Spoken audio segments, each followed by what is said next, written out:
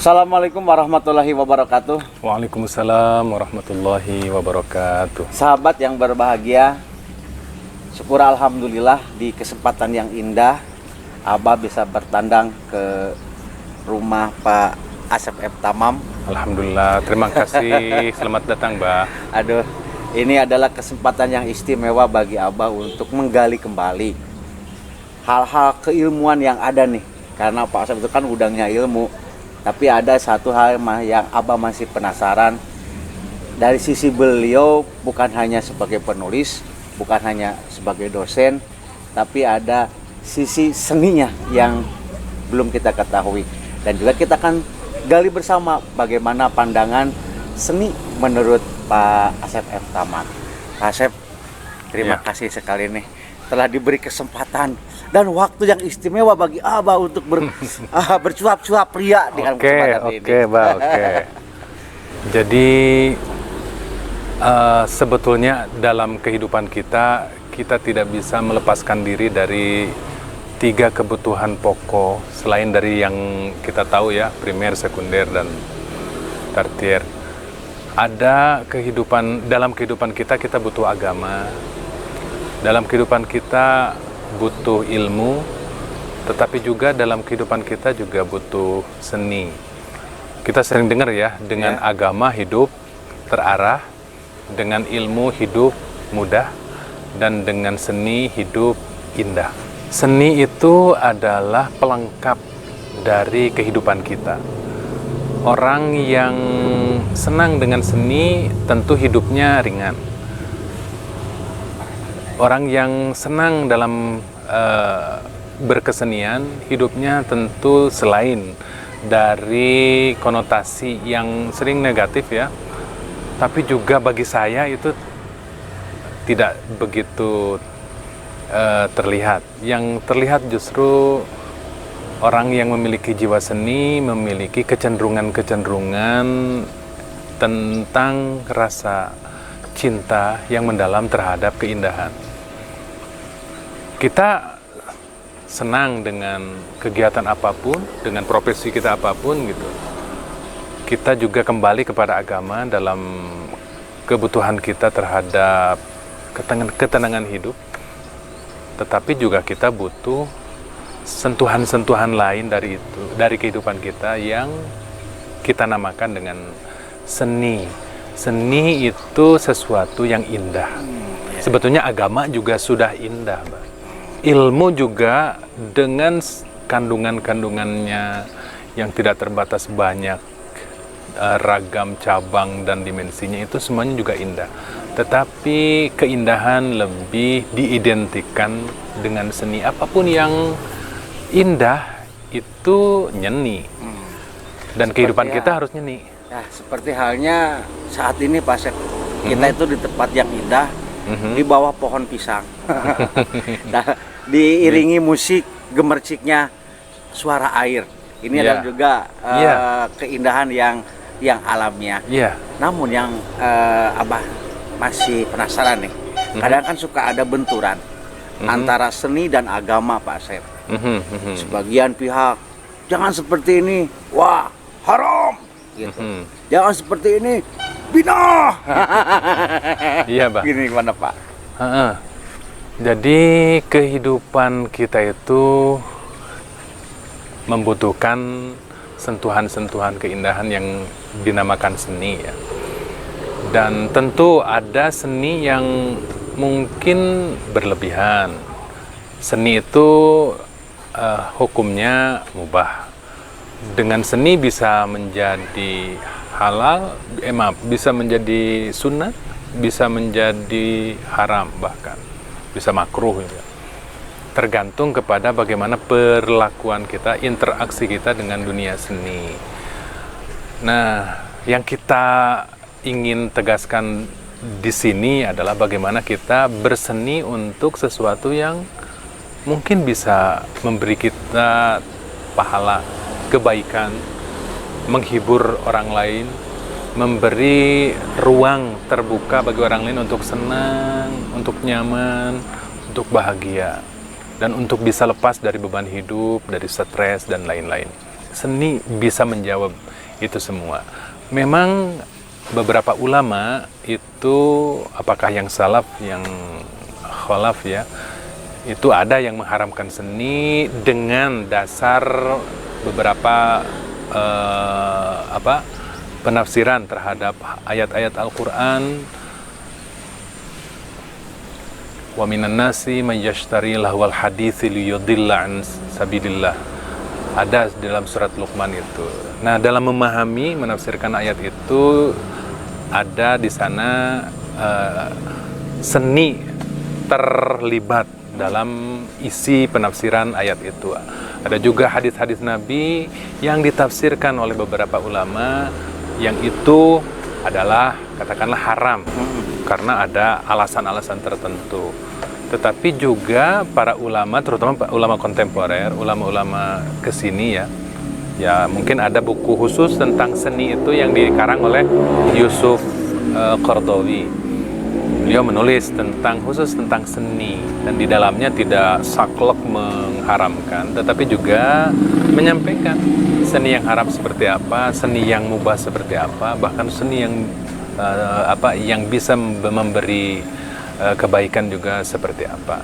Jadi sudah ada dalam pembahasan para ulama. Seninya itu kan, seni itu banyak, banyak ragam, banyak bidang, banyak cabangnya.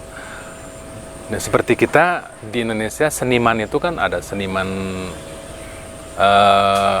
musik, seniman tari, seniman peran, seniman lukis, seniman bahasa, sastra. Nah, banyak juga yang lainnya ya gitu. Dan jadi ya harus dipilah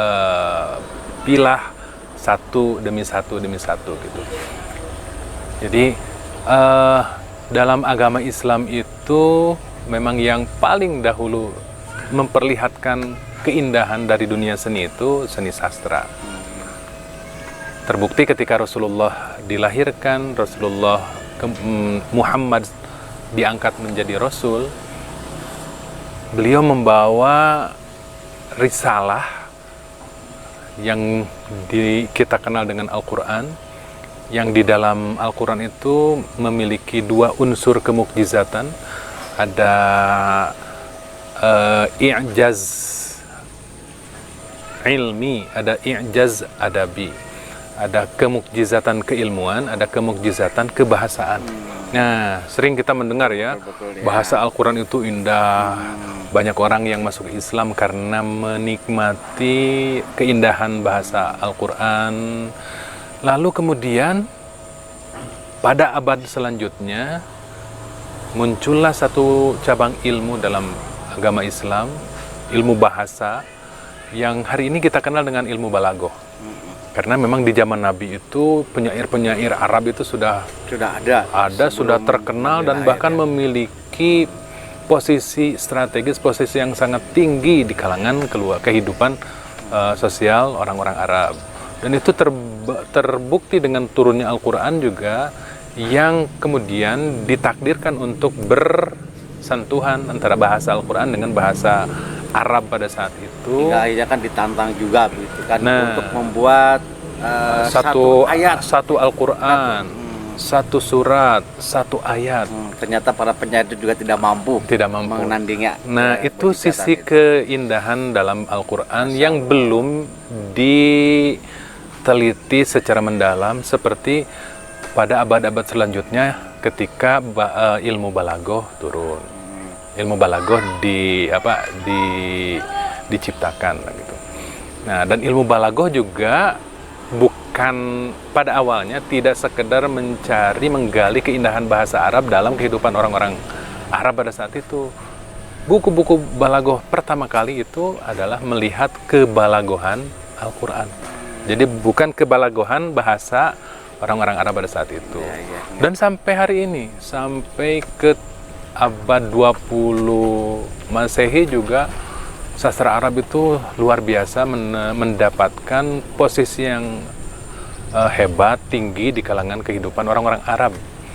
Sehingga pada saat itu juga dari zaman ke zaman itu sastra itu mampu, bedanya dengan di Indonesia. sastra itu mampu mengubah kehidupan sosial atau bahkan mencipta sebuah peradaban dalam kehidupan manusia, orang-orang Arab pada saat itu. Para penulis Arab itu, kehebatan mereka itu, tulisan-tulisan mereka itu mampu. Tulisan Arab, buku-buku karya-karya mereka itu mampu untuk mengubah alur kehidupan sosial, mencipta peradaban baru dan lain-lain. Kalau di Indonesia kan buku ya buku saja. Agak sulit kita mendapatkan buku di Indonesia itu yang buku itu bisa membuat wacana publik yang sedemikian rupa dan sehingga mengubah posisi kehidupan orang-orang Indonesia. Dari bidang kebahasaan, Ya. tadi kan keindahan ataupun sastrawan atau penyair dulu kan udah menunjukkan di saat Nabi Muhammad datang hijrah dari Makkah ke Madinah kan dengan syairan yang pujian-pujian yang begitu indah dan memang dari dulu sampai sekarang juga masih dipakai. Itu mungkin yang dikatakan orang bisa merubah gitu. Ya. Di zaman Nabi bahkan Nabi mengatakan inna fil bayani la sihron. Dalam ungkapan orang Arab itu ada sihirnya, menyihir, Bang. Saking indahnya. Nah, itu satu sisi ya, seni bahasa. Sastra yang namanya sastra. Ada juga seni kaligrafi.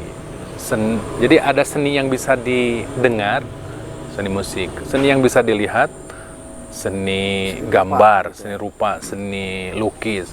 Ada yang bisa dirasakan, seni sastra ya, dibaca, didengar, lalu kemudian dirasakan. Dan itu semuanya sulit untuk diungkapkan secara definitif tentang seni itu. Termasuk seni kaligrafi juga ya Pak Asep. Nah, kan Pak Asep juga salah satu pelaku seni di dunia kaligrafi. iya, saya juga seniman abal-abal. Nah, inilah sahabat salah satu seniman rupa di bidang kaligrafi. Nah ini Pak Asep, kenapa nih sampai tertarik hingga bisa menekuni menjadi seorang seniman, terutama di bidang karya rupa, pelukis, kaligrafi? Iya, Bah, saya terus terang saja agak berat ketika ada orang mengatakan seni itu haram. Kenapa? Memang dari mulai saya belum masuk SD, saya sudah senang nyanyi. Dan bahkan sampai keluar S1, itu saya adalah muadzin ya. Artinya secara suara saya senang menyanyi. Kemarin juga bikin ya di Facebook ya.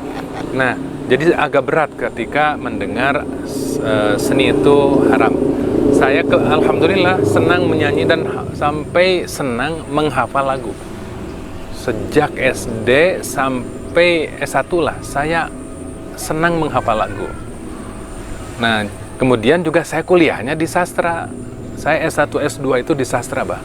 Makanya di Tasik kenal dekat dengan sastrawan-sastrawan Tasik, karena bagi saya apa yang saya pelajari dari sastra Arab itu harus juga menyentuh sastra Indonesia. Sejak kuliah dulu di sana juga saya senang dengan sastra Indonesia, bukan hanya sastra Arab. Nah, jadi dari seni bahasa memang saya kuliah 10 tahun S1 S2 itu di sastra. Ya, kemudian saya senang bernyanyi juga, seni suara, dan sampai hari ini juga kalau nonton TV itu ya kalau bukan lawak juga seni ya, Mbak. Lawak juga seni. Ya, musik. Kalaupun misalkan nonton olahraga, saya melihat sisi seni dalam olahraga. Saya nonton berita politik, saya juga melihat seni dalam kehidupan politik. Nah, jadi seni itu universal dan indah. Jadi sisi-sisi keindahan dalam kehidupan kita itu adalah seni.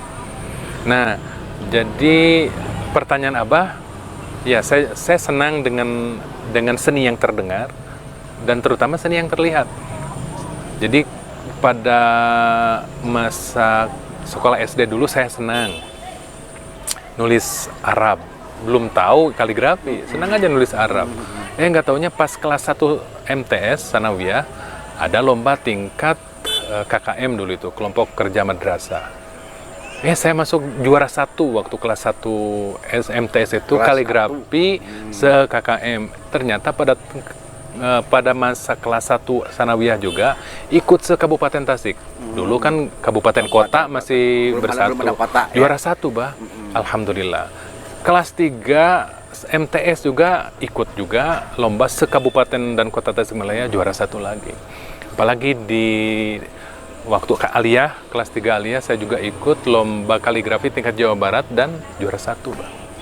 Nah, ya jadi akhirnya sampai hari ini pun menjadi pembina kaligrafi di kabupaten, di Kota Tasikmalaya.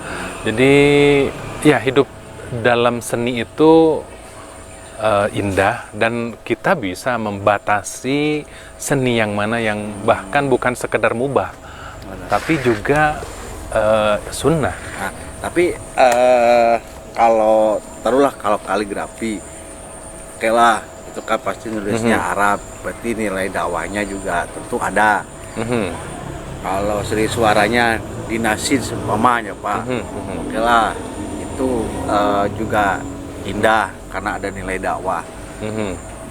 Bagaimana nih pendapat Bapak tentang seni-seni yang berasal dari Barat, atau seni-seni impor lah yang masuk ke Indonesia, baik itu dari seni musik maupun dari seni-seni yang lainnya? Ya, Bah, ya, ada seni yang datang dari timur. Sebetulnya juga timur itu bagi kita sebetulnya, kalau timur bagi kita itu sebetulnya bukan Arab. Tapi sayang kita sudah termakan image internasional. Sebetulnya kita Arab itu bagi kita Barat. Kita sholatkan ke Barat, ya, Bah. Ke Arab, Bah. Nah, sebetulnya yang disebut Barat itu yang sesungguhnya. Tetapi dalam wacana internasional memang Barat adalah Eropa, Amerika. Kita sepakati saja ya, Timur adalah Arab, Barat adalah Amerika atau Eropa, dan juga ada lokal Indonesia dan Sunda bahkan gitu. Nah, sebetulnya bagaimana posisi kita memposisikan diri dari seni-seni yang masuk itu? Saya suka dengan para kiai-kiai, terutama kiai muda ya di beberapa pesantren yang jago main alat musik. Dan ternyata bukan hanya alat musik rebana, nasyid dan lain-lain, tapi bahkan alat musik yang dari Eropa, dari Amerika. Ya, pasti mereka juga memiliki batasan-batasan tertentu sehingga mereka tidak dilalaikan oleh seni. Karena memang kesenian itu asyik, menyenangkan, yang pada saat-saat yang lainnya juga melalaikan. Nah, inilah kalau seni dari Arab kemudian melalaikan, ya kita tolak. Seni dari Barat membuat kita bersemangat untuk ibadah, untuk meningkatkan ritual kita atau ibadah sosial, ibadah ritual dengan ibadah sosial kita ya. Kenapa tidak? Tetapi tentu bagi kita seni yang Islam itu mungkin ya, seni yang Islami yang tidak melalaikan, seni yang dari manapun yang tidak melalaikan. Jadi kita tidak jangan sampai terkungkung oleh pemahaman yang halal dari timur, yang haram. Tidak seperti itu ya, Pak ya. Itu tidak menjadi permasalahan. Tetapi memang dalam konteks syiar, kita melihat hampir semua pesantren sekarang ini kan sudah inklusif, sudah terbuka dari dunia seni, sudah menerima kesenian dalam batasan-batasan tertentu, terutama seni yang datang dari dunia Arab lah gitu, nasyid, hadroh, terus marawis dan lain-lain lah gitu. Tapi ada, Pak, ini yang sepertinya kalau dikatakan menolak ya terlalu frontal ya, Pak. Tapi agak mang-mang begitu untuk pelajaran di pondok pesantren ataupun di tempat keagamaan, kuda lumping, debus. Nah, itu budaya seperti itu gimana, Pak? Ya, jadi tentu dalam hal ini pesantren, terutama pesantren yang lama ya, yang lahirnya pada puluhan tahun ke belakang, yang memiliki riwayat sejarah dengan para pendahulunya.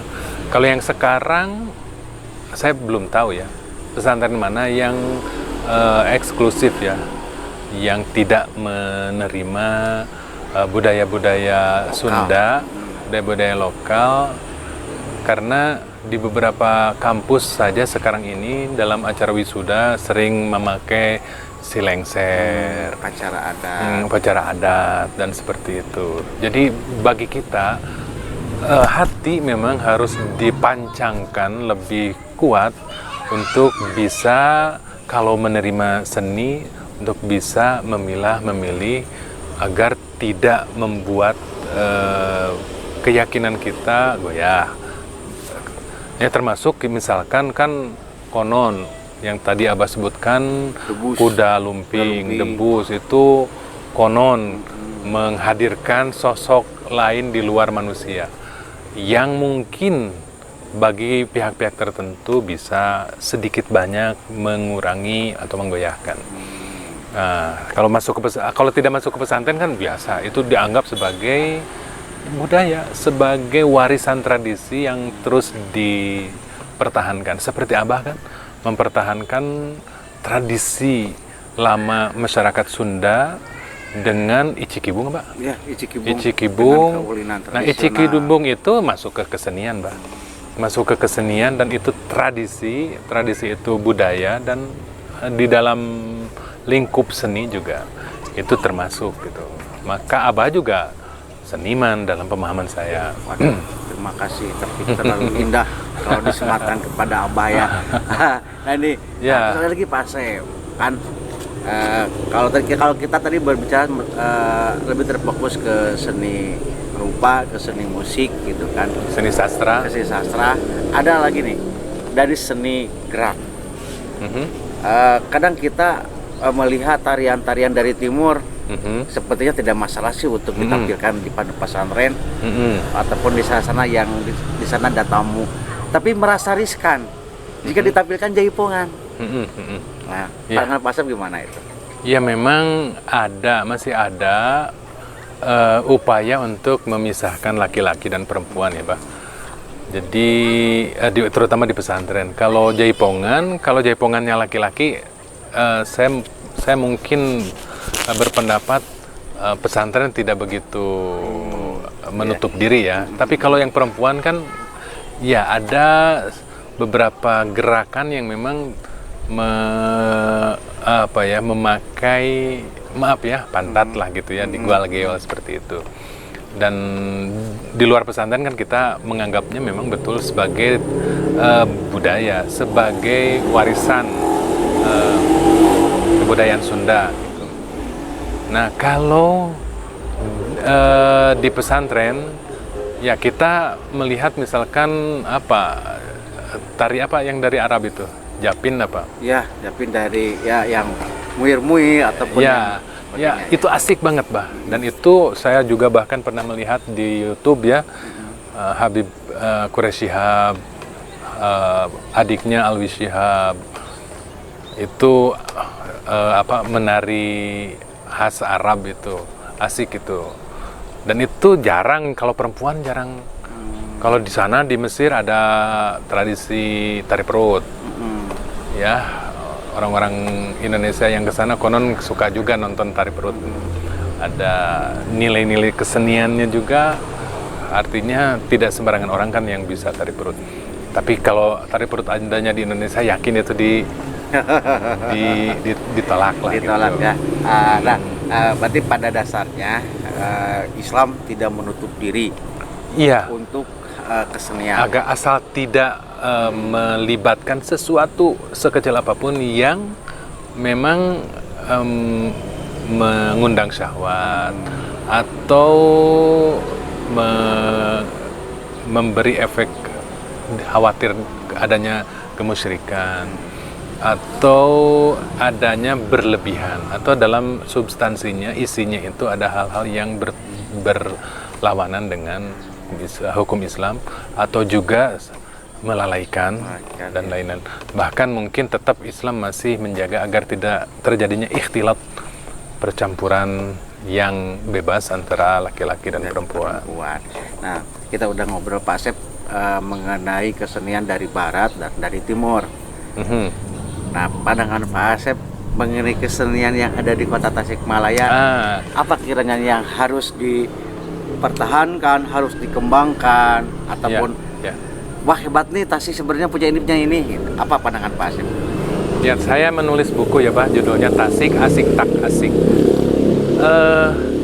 Di sana saya melihat Tasik sebagai kota atau kabupaten yang nyeni, yang berseninya itu bukan sekedar ragam kesenian yang barusan kita bahas ya, tetapi juga alamnya sudah nyeni. Ya, kita di sebuah tempat yang penuh dengan seni. Di bawah kita ada sungai, di mana air juga menciptakan suara yang indah. Yang seperti ini adalah betul-betul nyeni. Makanya tidak aneh kalau kemudian tanah Tasik itu, bumi Tasik itu melahirkan seniman-seniman yang menasional dari berbagai dimensinya. Apalagi di dunia sastra ya. Sastrawan di Tasik ini sangat banyak, terkenal bahkan sampai ke nasional. Event-event nasional juga biasa dilakukan di Tasik yang dalam lingkup sastra ya. Kita punya Kang Acep Zamzam, kita punya Kang Bode, Kang Badar juga, Bode Riswandi, Kang Saipul Badar, Kang Nunu Nazaruddin Azhar, Kang Irfan Mulyadi, Kang Amang Bolon, almarhum Azim, Wa Azim, Kang Sarabunis Mubarok, ada banyak lah, karena banyak ini jadi agak sulit. Karena Kang Yusran Arifin, Kang Ashman Sahti Mutia, ya, semuanya menjadi teman-teman dekat. Karena memang saya merasa harus kenal dekat dan terus menyerap ilmu dan pengalaman mereka sebagai seniman.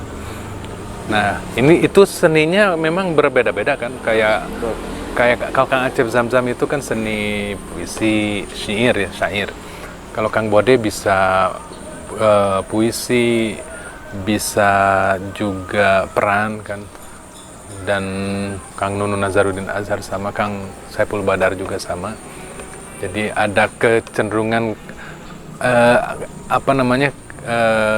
sangkutan yang kuat antara seni sastra dengan seni drama, seni peran lah gitu. Betul. Ya, dan bahkan karena mereka adalah seniman dan budayawan, segala macam seni juga akhirnya tersangkut paut dengan kuat ya. Dan mereka masuk ke segala. Apalagi saya melihat Kang Nunu ini, beliau di Tasik itu juga sebagai pengamat film. Kalau saya mau nonton film yang rame, saya nanya ke Kang Nazaruddin Azhar, ke Kang Nunu. Ya, seni apa lagi? Kang Acep itu seni lukis juga, kaligrafi juga, keren. Nah, Tasik memiliki kekayaan juga dalam bidang seni suara. Dangdut itu kan dari Tasik banyak sekali. Oma Irama, Alam, Cucu Cahyati, Peti Pera, dan lain-lain. Jangan lupa Tasik itu mempunyai Almanar, punya Atarbiyah, punya ya itu menasional juga. Jadi ada yang kan dulu terkenal tanah Orkes Tasik. Melayu Sinar Remaja dan Albarja. Nah itu macam-macam ya, termasuk juga banyak sekarang diikuti oleh grup-grup qasidah yang sudah dan grup qasidah yang ada di Tasikmalaya. Ya, kalau Nida Nirwana bukan? Iya, Nida Nirwana. Almanar itu kan sampai hari ini masih ada ya. Masih kuat, masih ada lah gitu. Dan yakin akan tetap ada. Tanah Tasik yang nyeni, udara Tasik yang nyeni, itu sangat subur untuk kemudian melahirkan bibit-bibit kesenian yang luar biasa. Itu Aduh, ya Pak Sep, dan semua itu untuk masih banyak kan ya, nanti saja kita ngobrol seni yang episode 2. Sahabat, aduh, asik tak asik. Kalau lebih jelasnya lagi bisa beli bukunya nih, sudah ada di Pak Asep, dan tentu menjadi referensi juga. Dan apa yang diungkapkan oleh Pak Asep tadi tentang seni di Kota Tasikmalaya ataupun Kabupaten Tasikmalaya memang sungguh luar biasa. Pak Asep, Ya. dikarenakan waktu ini teh. Mohon Abah atos yang kolongkan waktu ka dieu, mudah-mudahan tiasa dikembangkan ke ngobrol naon we lah. Ya, luar biasa. Tapi ngobrolnya sabelang bentor. Sabalang betul, Naon sebabnya bae. kita di bawah pohon pisang yang begitu indah. Ya. Hatur nuhun Pak Asep atas Ya. ilmunya, mudah-mudahan Pak Asep sehat selalu. Amin, Sahabat sami-sami, Bah. semua, demikianlah perbincangan saya di bawah pohon pisang yang melandai-landai, yang melambai-lambai dan diiringi alunan gemericik air dari kolam dan juga susukan. Mudah-mudahan berkenan. Terima kasih atas kesempatannya. Akhirul kalam. Wassalamualaikum warahmatullahi wabarakatuh. Waalaikumsalam warahmatullahi wabarakatuh.